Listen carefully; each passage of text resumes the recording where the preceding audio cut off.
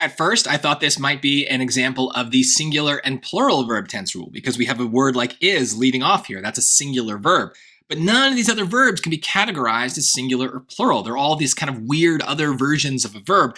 And so I actually see the same thing I've seen on the last question, which is this is the to and ing rule. I have a to version. I've got some ings. So I don't know what's right, but we got to look at the structure of the sentence. So let's just focus on the sentence that matters.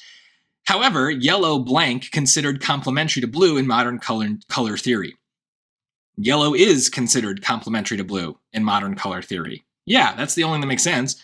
Yellow having been considered complementary to blue in modern colored theory. You hear it? My voice is building, and I never get to my point because the sentence just ends abruptly. That's what the ing does, is it's not strong enough to anchor a sentence. It's too weak.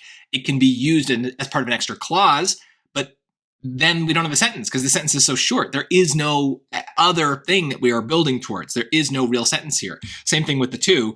Yellow to be considered complementary to blue in modern color theory. Like, I don't even, that doesn't sound good to me at all. I'm curious if you're not a native English speaker, do any of these choices sound good to you? I'm curious. Is this an easy question? If you're not native to speaking English, like, what's the deal? I think this is easy, but sometimes on harder questions, the to and ing rule does get much, much harder. So the key thing with this is if you think that that's what they're testing, pay attention to the structure of the sentence. A lot of times we can just hear the structure, but it will get harder when the sentences get longer and there's more comma clauses and all those things. So pay attention to all the other punctuation in a sentence. It might affect what our answer is going to be.